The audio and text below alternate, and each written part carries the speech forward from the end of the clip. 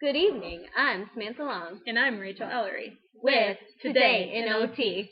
The recent hot topic that all the OT students are talking about is the assessment of communication and interaction skills, also known as the ACIS.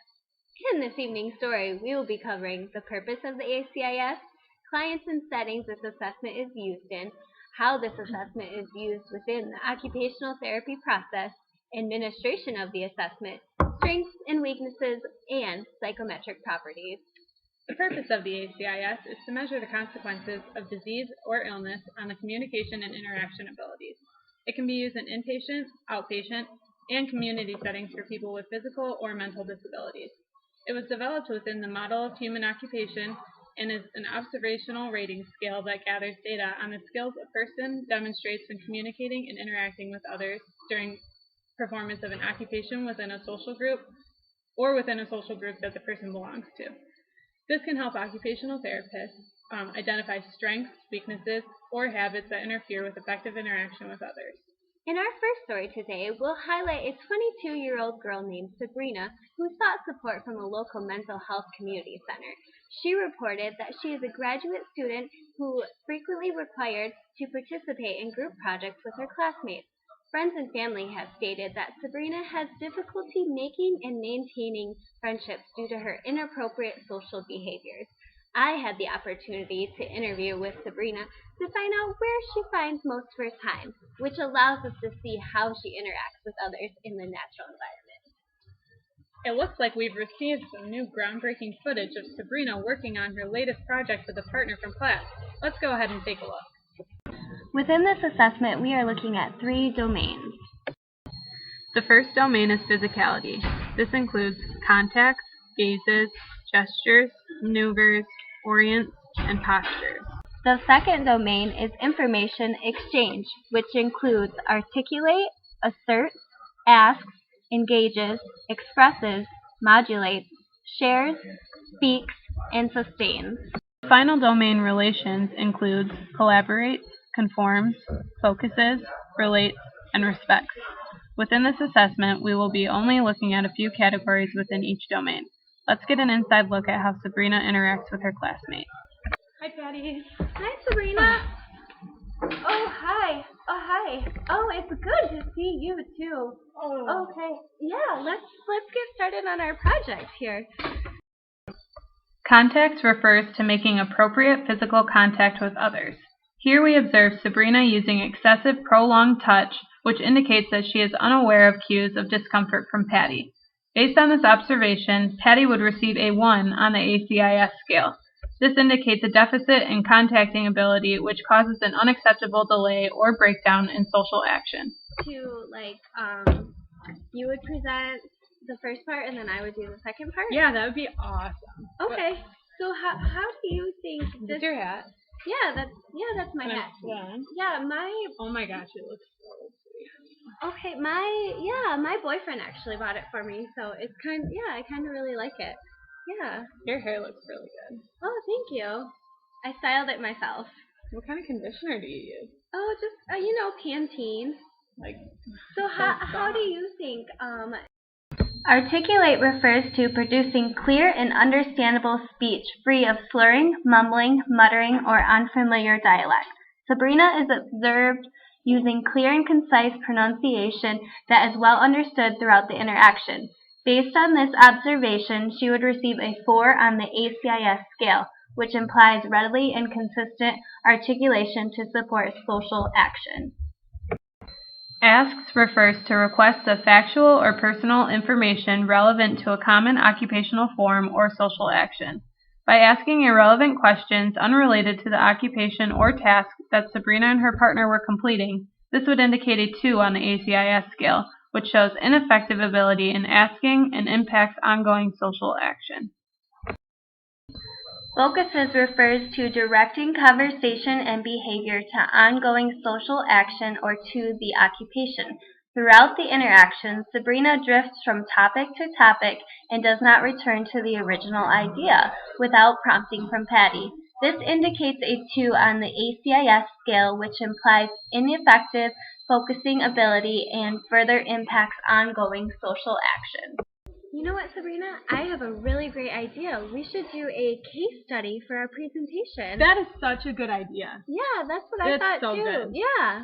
Well, I think that we have a really good start on our presentation here. What do you think? Yeah, I think it's good. Okay. So we'll meet next Friday for our presentation? Yeah, that would be good. Okay. Well, I'm gonna pack up my stuff now, so I will see you later. Okay. Okay. Bye. Maneuvers refers to moving one's body in relation to others. As you can see, Sabrina positioned herself too close to Patty, often crowding her space and forcing Patty to move further away. This behavior indicates a 2 on the ACIS scale, showing ineffective ability to maneuver which impacts ongoing social action.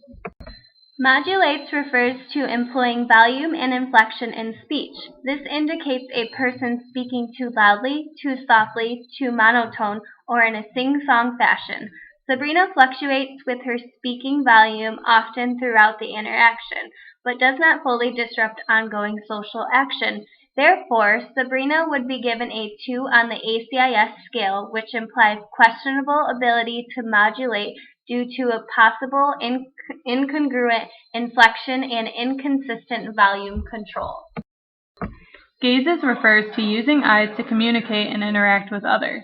This includes eye contact, turning one's body to gaze, and ability to break gaze. As you can see, Sabrina makes inappropriate, intense eye contact for a short period before departing and does not break the gaze when Patty implies the conversation is over. This indicates a rating of a 2 on the ACIS scale, which shows ineffective gazing ability, which impacts ongoing social action. Collaborate refers to coordinating one's social action with others towards a common end. This refers to knowing how to contribute to a group or conversation and using social behavior to accomplish a task.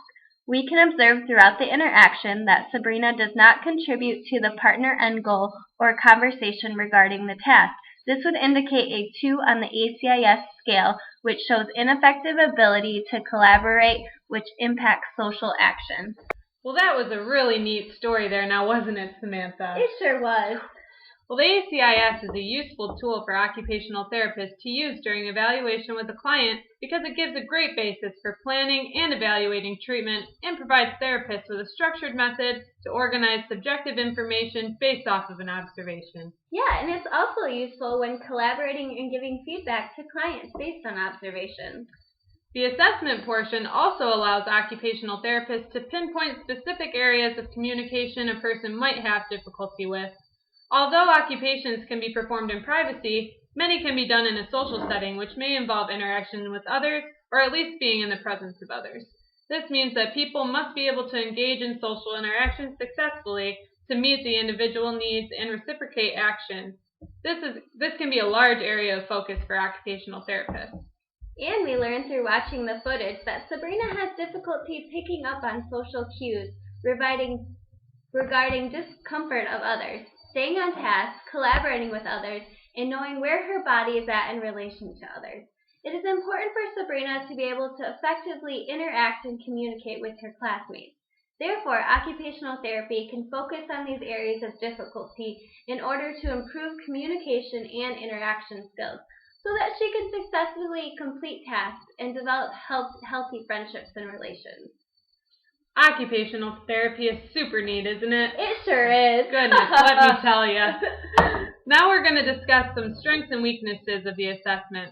A really beneficial thing about this assessment is that it is not diagnostically bound, meaning that it can be used with people with mental disabilities and physical disabilities.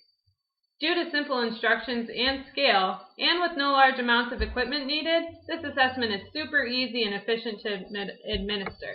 And this assessment is also affordable, with only costing $40, and it corresponds with terms used in the Occupational Therapy Practice Framework. It is client-centered and observes individuals in their natural setting. Wow, Samantha, those are some really interesting points. So I'm sure the viewers are dying to know some of the weaknesses, and don't forget to give us the scoop on some of the psychometric properties. I know I'm on the edge of my seat over here. Oh, Rachel, I thought you would never ask. 2 possible weaknesses include the impact a therapist may have on the client's performance and the subjectivity of the observer when scoring. In addition, a client's motivation impacts the level of engagement in social action or interaction. Another weakness was found in the study by Hanglin and Burrell, which noted that occupational therapists found it challenging to give direct feedback to the client and experienced a high degree of intimacy with the client in these situations. In addition, 2 studies that assess validity found that scores are different when used in different contexts or activities and social surroundings. Very interesting. Another study highlighted the determined internal construct and person responsibility in the ACIS. Both intra-rater reliability and inter-rater reliability were also established in this study. The scale was shown to discriminate between people with psychosocial dysfunction who had varying communication and interaction abilities. All very great information here. Also, authors of the ACIS reported that if a person fails on an easy communication skill such as articulation, but receives a higher score on a more complex skill such as sustained, then the measure is not valid for his or her ability.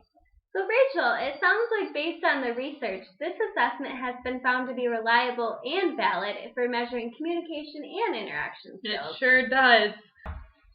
We would like to thank you all for tuning in to Today in OT. We sure learned a lot about how occupational therapy assessments such as the ACIS can help guide evaluation and treatment for individuals with deficits in social interaction skills. We hope you learned a lot, and we look forward to delivering more news stories to come.